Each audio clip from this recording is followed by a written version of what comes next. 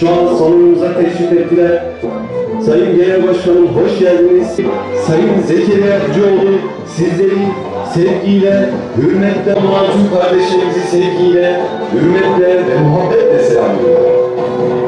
Gür davanın, evet o bir dava adamı, o mazlumların gür sesi.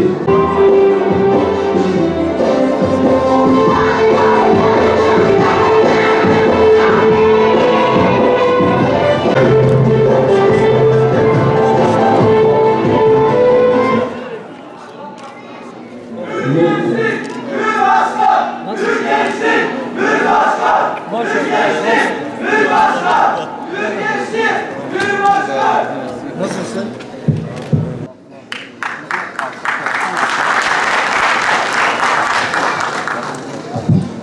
أعوذ بالله من الشيطان الرجيم بسم الله الرحمن الرحيم إنا فتحنا لك فتحا مبينا ليغفر لك الله ما تقدم من ذنبك وما تأخر من ذنبك وما تأخر ويتم نعمته عليك ويهديك صراطا مستقيما.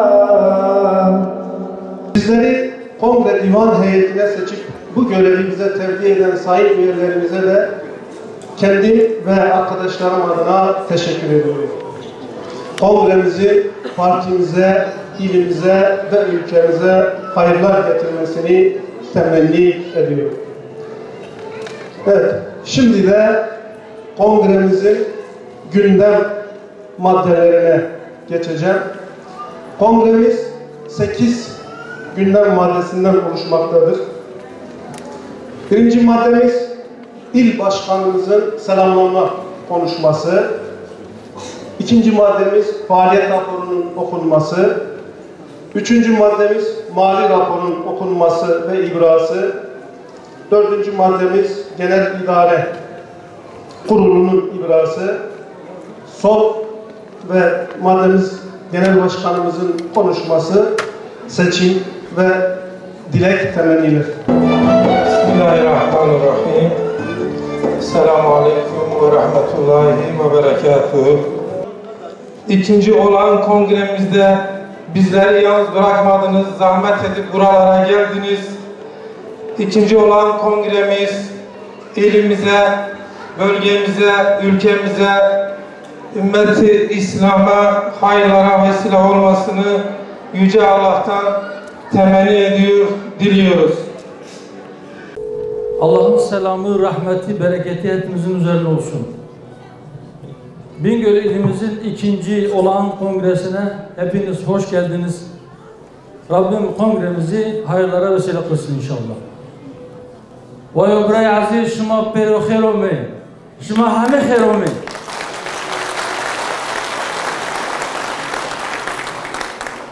Hoş kubray aziz, untab khiratın. Ser seran, ser çavanatın. Evet. Değerli dostlar, kardeşlerim, 5 yılı aşkın bir süredir bu siyaset sahnesinde boy gösterdik, yürüyoruz. Yola çıktığımız gün dürüst siyaset ve gerçek adalet şiarıyla Bismillah dedik, başladık. Parti programımızı yazarken birinci öncelikli hedefimizin adaleti yeniden tesis etmek olduğunu, adaletin hiçbir şeye feda edilemeyeceğini altını önemli çizerek belirttik. Gelinen aşamada ikinci olağan kongre sürecimizde yine önce insan, öncelik adalet dedik. Evet. Niçin önce insan, niçin öncelik adalet? Niçin parti programımızda birinci öncelikli hedefimizin adaletin yeniden tesis edilmesi ve niçin adaletin hiçbir şeye feda edilemeyeceğini 5 yıldır meydanlarda, 5 yıldır böyle salonlarda, miting meydanlarında, yeri geldi seçim otobüsünün üzerinde, yeri geldi televizyon ekranlarında veya gazete köşelerinde anlatmaya çalıştım. Memlekette adalet terazisinin bozulmuş olduğu, halkın %90'ından fazlasının şu anda adalet mekanizmasına güvenmediği artık gün gibi ortada. Herkes şikayetçi. Ve emin olabilirsiniz, şikayetçi olmayanlar işi adliyeye hiç düşmediği için adalet teşkilatının tıkır tıkır işlediğini zanneden insanlar. Ya da adliye teşkilatına, adliyeye işi düştüğünde öyle veya böyle nalıncı keseri gibi ona doğru yontulduğu için, işi rast gittiği için işin tıkırında gittiğini düşünüyor ve durumdan şikayetçi değil. Şimdi düşünün, bir memleket düşünün. Şu son 2 yıl içerisinde hakim ve savcı olarak görev yapan vatandaşların 13.000'i aşkın kişinin 1/3 terör örgütü üyesi olduğu ya da terör örgütüyle irtibatlı, iltisaklı olduğu gerekçesiyle meslekten ihraç edilmiş. 4.000'i aşkın hakim ve savcı FETÖ soruşturmaları kapsamında meslekten ihraç edildiler. Bir memleket düşünün, o memleketin Hakimler ve Savcılar Yüksek Kurulu meslekten ihraç gerekçesi olarak o hakim ve savcıları meslekten atarken diyor ki bu kişiler dosyalarla ilgili karar verirken adaletin gereğinin ne olduğuna hiç bakmadılar. Kendi örgütsel çıkarları, kendi örgüt menfaatleri veya kendi liderlerinin talimatları doğrultusunda kararlar verdiler. Yani bulundukları makamları, yani ellerindeki yetkileri bir silah gibi kullandılar kendi önlerini açmak için. Kendi yandaşlarına yer açmak için. Veya kendilerine rakip ya da önlerinde engel gördükleri insanları bertaraf etmek için. Ya da insanları bulundukları makamlardan indirmek için. Kendilerine rağm olmayan, onlara boyun eğmeyen, onların isteklerini yerine getirmeyenleri itibarsızlaştırmak için. Kim söylüyor bunu? Hakimler ve Savcılar Yüksek Kurulu söylüyor. Başka kim söylüyor? Memleketin Adalet Bakanı söylüyor. Başka kim söylüyor? Memleketi idare eden Başbakan söylüyor. Daha memleketin en tepe noktasındaki Cumhurbaşkanı söylüyor. Ne diyor? Bu alanlar adaleti tesis etmek gibi bir düşünceleri olmadı. Bazı dosyaların fotokopilerini Pensilvanya'ya gönderdiler. Orası ne der diye kulak kabarttılar ve ona göre karar verdiler. Evet. Buraya bir virgül koyalım. Bugün 4 Mart. 4 gün önce 28 Şubat postmodern darbesinin timsali haline gelen 1997 tarihli Milli Güvenlik Kurulu toplantısının 21. yıl dönümüydü. O 28 Şubat sürecinde yine hukuk katliamları yaşandı. Hatırlayınız.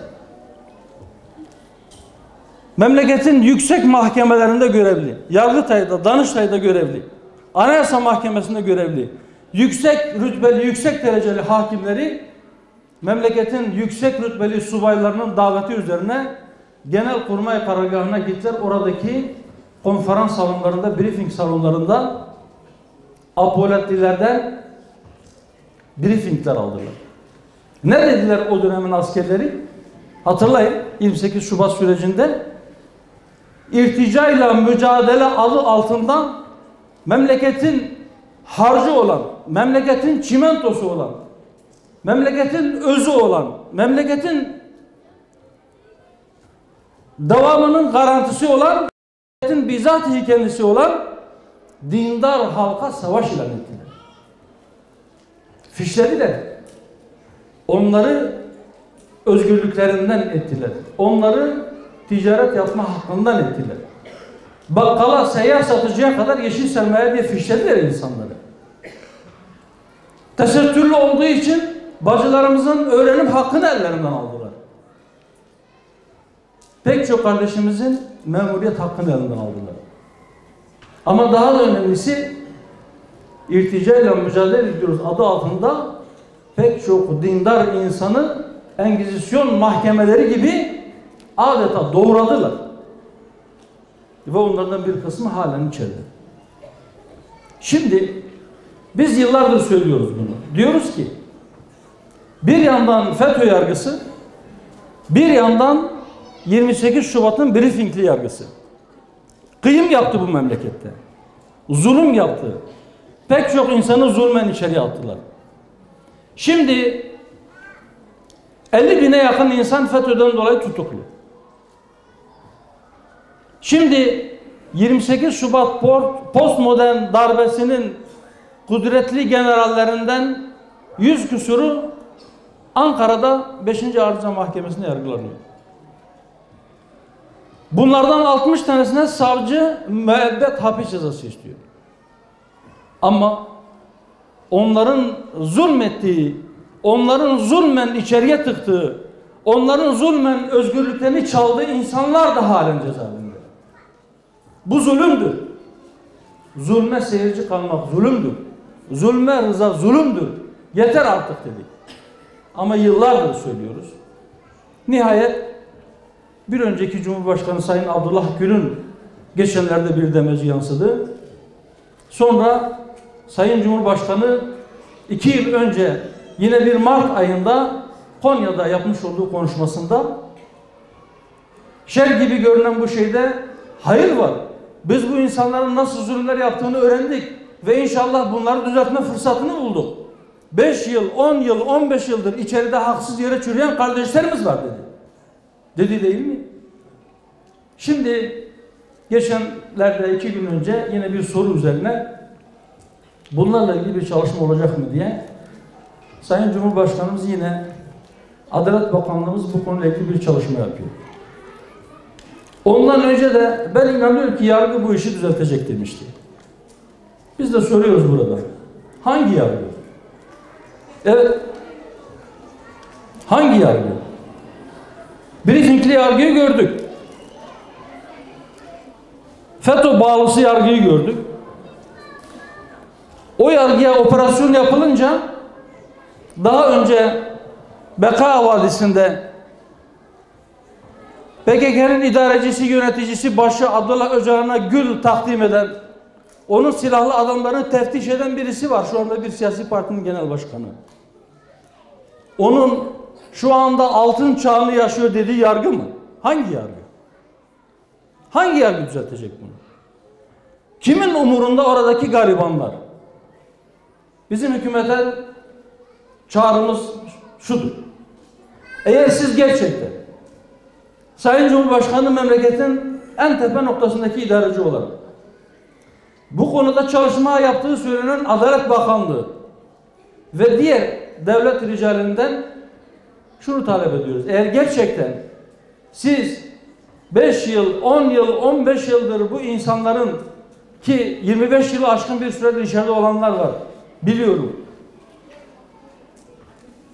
Bu insanların gerçekten zulmen içeride olduğuna inanıyorsanız, gerçekten o mahkemelerin onlara haksızlık yaptığını düşünüyorsanız, gerçekten bugün terörist diye içeriye tıktığınız insanların o mahkemelerde yargılama yaparken adaleti tesis etmek gibi bir dertlerin olmadığına, yargıyı ve bulundukları makamları bir silah gibi kullandıklarına inanıyorsanız, şu anda da yargının bütün o bahsettiğimiz kliklerden temizlendiğini iddia da etmiyorsanız ki böyle bir şey iddia etmeniz çok zordur.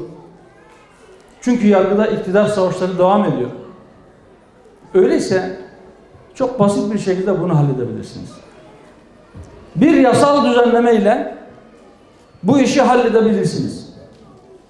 Daha dün bana ulaşan bir bilgi. 1994 yılından beri tam 24 yıldır içeride olan bir vatandaş. O gayri hukuki ve adil olmayan yargılama süreçleri sonucunda müebbet hapse mahkum olmuş bir zat, bir vatandaş, bir mümin.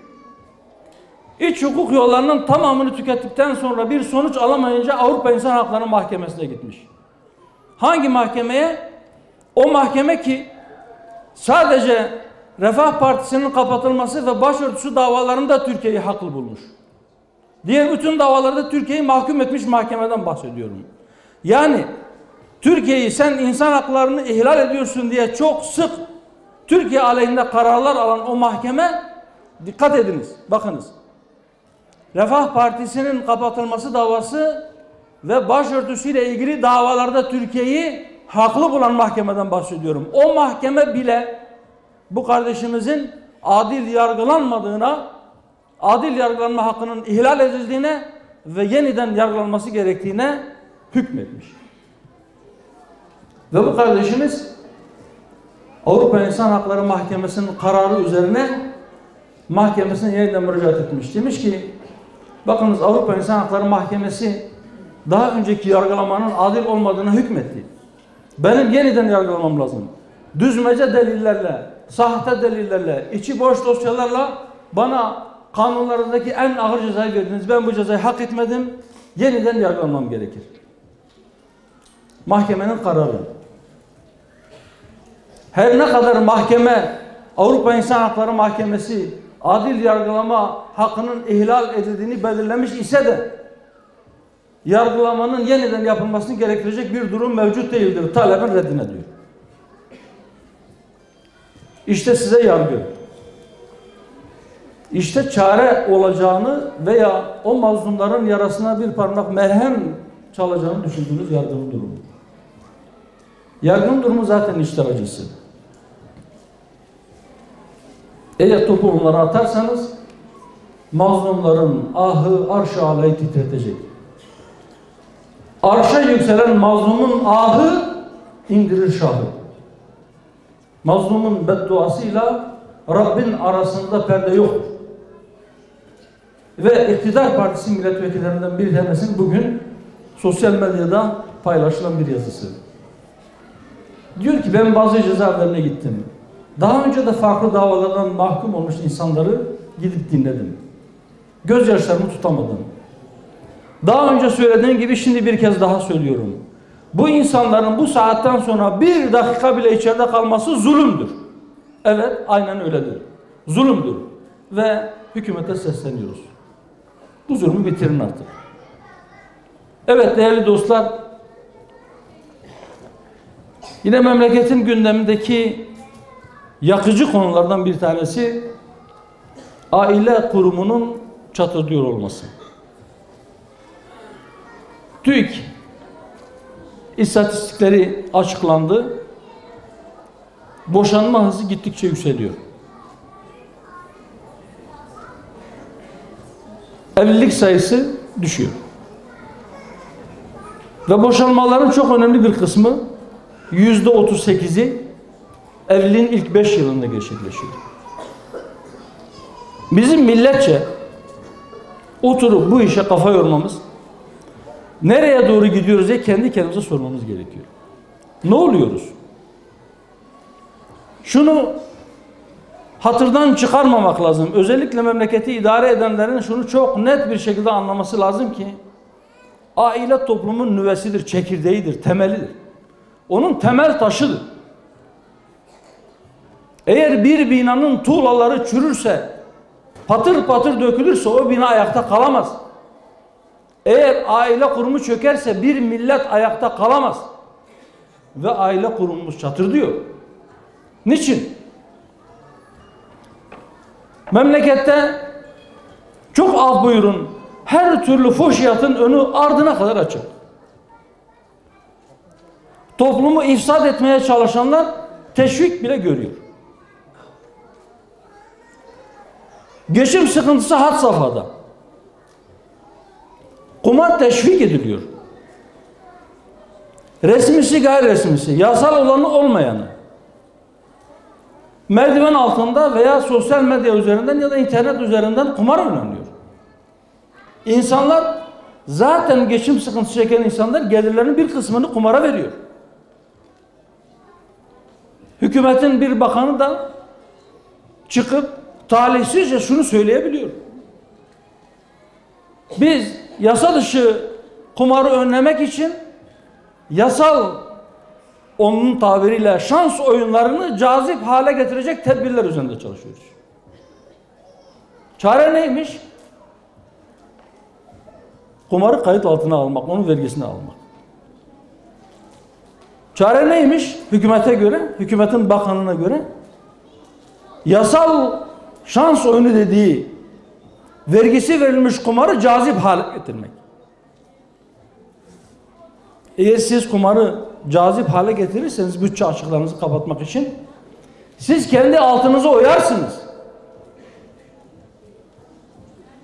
Zaten açlık sınırının altında bir asgari ücret veriyorsunuz insanlara. Türk İş'in rakamlarına göre 4 kişilik bir ailenin sadece gıdaya harcaması gereken para 1650 liranın üzerinde. Ama asgari ücret 1603 lira. Yine o rakamlara göre tek başına bekar bir insanın kira ve diğer masraflar dahil geçimini sağlayabilmesi için en az 2022 liraya ihtiyacı var aylık. Ama asgari ücret 1603 lira.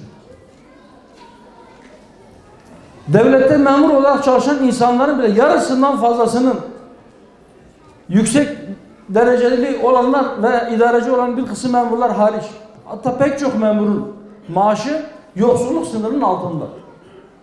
Fakat siz vergi yükünü dar gelirinin sırtına yüklemekte bir beis görmüyorsunuz. Üstüne üstlük onun ümitlerini kamçılayarak piyango gibi, toto, loto gibi bilmem envai çeşit isimle siz insanları bir de kumara teşvik edeceksiniz. Sonra boşanmaların sayısı niye artıyor? Artmasın mı? Evliliklerin sayısı niye düşüyor? İnsanlar korkuyor. İnsanlar aile geçindirebilecek miyim diye korkuyor. Memlekette hayvancılık bitti. Bingöl hayvancılığın yoğun olarak yapıldığı illerimizden bir tanesi. Meralar bitti. Çiftçi hayvanını fenli yemle beslemek zorunda kalınca, yani yemi parayla alınca fiyatlar yükseldi. Çare eti ithal edelim. Ne olacak et ithal edince? Et fiyatları düşecekmiş. 2 marketle anlaştılar, 2 market zinciriyle. Siz ucuz et satacaksınız, biz size et getireceğiz. Peki o ete kaç kişi ulaşabiliyor? Kasaplarda fiyatlar düştü mü?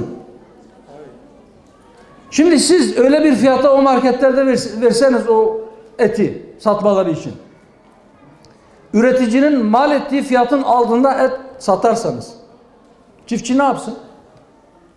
Elindeki hayvanı da kesecek. Zararına da olsa kesecek. Daha fazla besleyip daha fazla yem verdikten sonra satamamaktansa ve bir müddet sonra bu memlekete çok daha pahalı bir et olarak dönecek. Niye? Çünkü hayvan sayısı azalacak. Şimdi hükümete soruyorlar, niye böyle? Ne yapalım? İşte can güvenliği olmadığı için millet yaylalara çıkamıyor. Memlekette işsizlik var. Ne yapalım? İşte memleketin doğu bölgelerinde huzur olmadığı için sermaye ürkek, müteşebbisler cesaret edemiyor, oraya gidip yatırım yapamıyor, o yüzden işsizlik yüksek. İyi de benim güzel kardeşlerim, memlekette huzur ve sükunu temin etmek sizin göreviniz değil mi? Vatandaşın can ve mal emniyetini sağlamak sizin vazifeniz değil mi? Siz bir vazifenizi yapamadınız diye diğer vazifeyi yapamadığınızda bu ilk kabahatinizi diğerle mazeret mi yapıyorsunuz? Dürüst siyaset, gerçek adalet. Dürüst siyaset, gerçek adalet.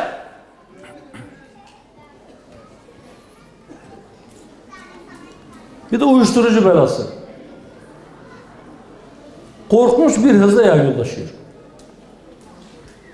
Şu andaki rakamlara göre Türkiye'de her 100 kişiden 2.7'si 15 ile 65 yaş arası en az bir kez bir uyuşturucu denemiş.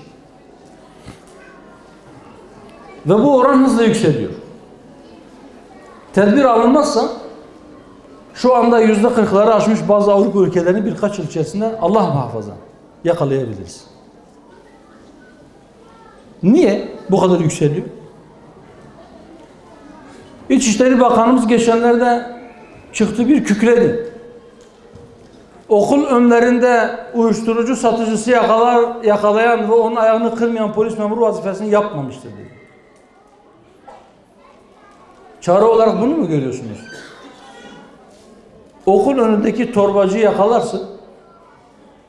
3 gün sonra bir başka torbacıyı gönderirler onun yerine. Siz bu işin ağababalarına dokunabiliyor musunuz? Bu işin üreticilerine dokunuyor musunuz? Sadece torbacı yakalamakla bu işi önleyemezsiniz. Sadece polisiye tedbirlerle de bu işi önleyemezsiniz. Bir zamanlar Sayın Cumhurbaşkanı biz dindar bir nesil, dindar bir gençlik yetiştirmek istiyoruz demişti. Nasıl yetiştiriyoruz?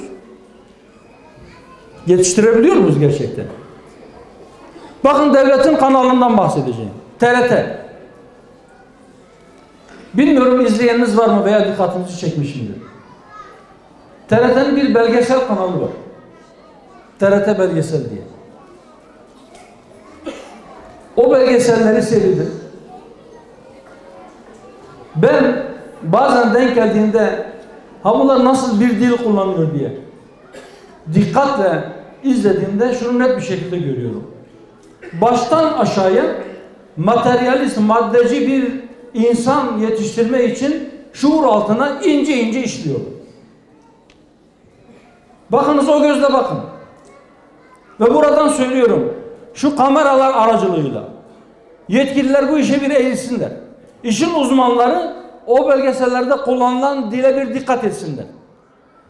O belgeselleri izleyen gençlik dindar bir gençlik mi olur yoksa ateist, materyalist bir gençlik mi olur?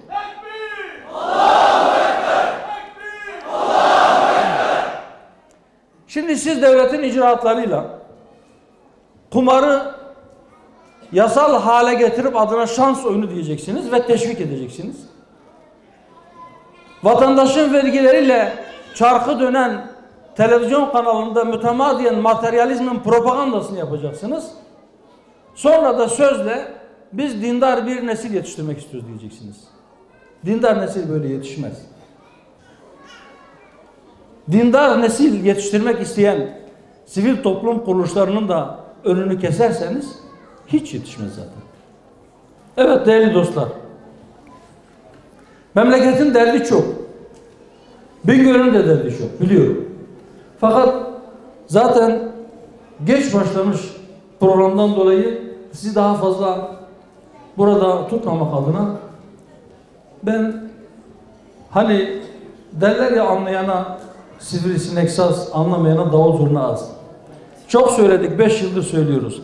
Sabaha kadar söylesek anlamak istemeyenlere yine az gelecek.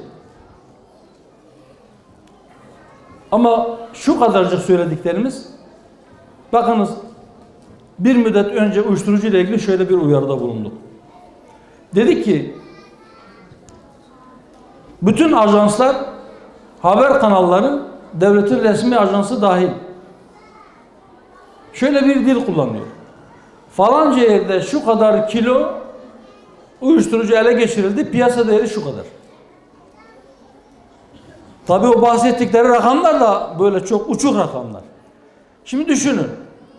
Fakiri, işsizi, garibanı bu kadar çok olan bir memlekette hiçbir zaman cebinde 2000 lirayı beraber görmemiş, cebine 2000 lira koymamış milyonların olduğu memlekette hatta aybaşı geldiğinde ben taksitlerimi ödeyebilecek miyim diye kara kara düşünen oraya buraya borçlanmış, bankaya, tefeciye yakasını kaptırmış insanlar bu kadar çok var iken, siz haberleri verirken şu kadar milyon değerinde şu kadar kilo uyuşturucu yakalandı. Adamın aklını çeliyorsunuz ya. Diyor ki ya ben bu işi, aslında bu iş iyi bir iş değil ama acaba ben borçlardan kurtulmak için bir sefer yaparsam bu seferden bir şey çıkar mı diye. Şeytan dürtüyor adamı. Yapmayın bunu dedi. Öneri sundum. İsterseniz şöyle değil, insanları uyuşturucudan uzaklaştırmak mı istiyorsunuz? Deyiniz ki şu kadar insanı zehirlemeye yetecek şu kadar kilo uyuşturucu yakalandı diye. Böylece insanlar uyuşturucunun kötü bir şey olduğunu anlasınlar. Hamdolsun o günden sonra kimse biz bunu duyduk falan demedi. Kimse Hüdapar'ın ismini de zikretmedi ama en azından ben, eğer olmuşsa bile artık uyuşturucunun piyasa değeri şu kadar diye bir cümle biz görmedik. Çok şükür.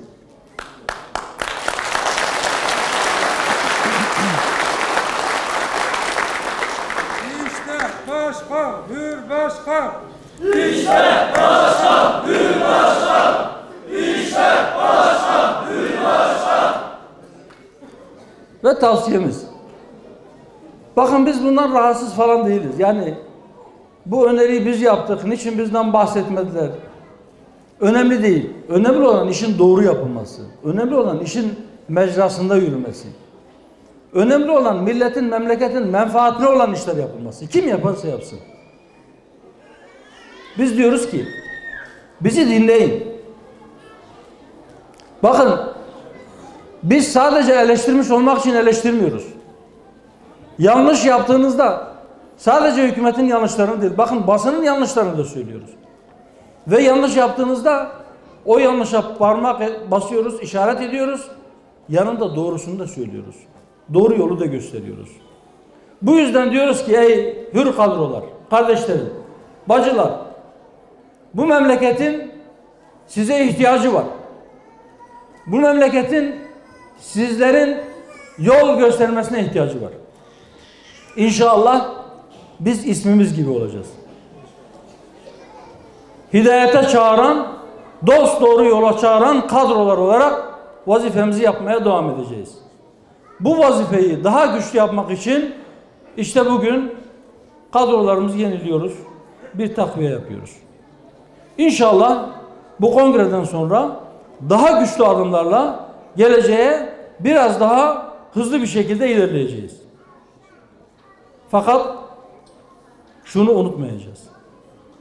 Yükümüz ağırdır, menzilimiz uzundur. Gerçekten yükümüz çok ağırdır ve bu uzun mesafede bu ağır yükü taşıyabilmek için maddi manevi çok iyi bir donanım sahibi olmak gibi bir mecburiyetimiz var. Hür dava, hür dünya. Hür dava, hür dünya. Hür dava, hür dünya. Sımsıkı kenetlenmemiz lazım.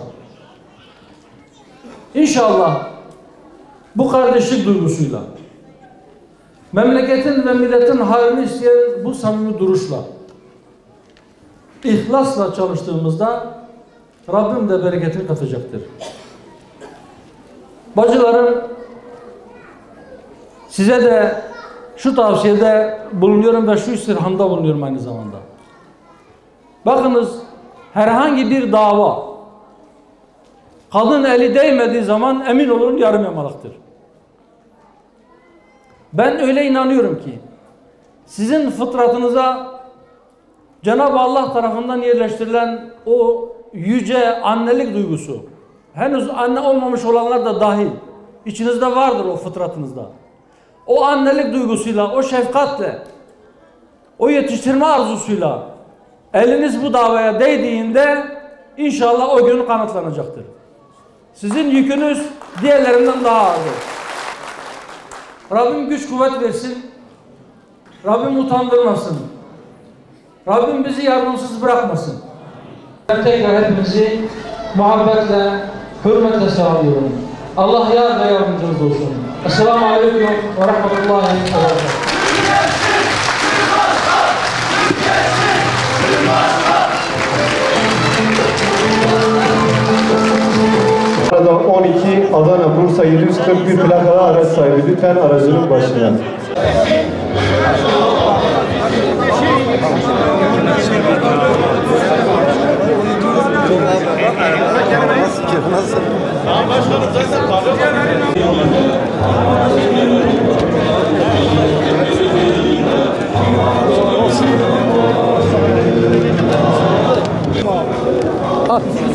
Allah hayırlı uğurlu olsun. Maşallah. Tamam abi.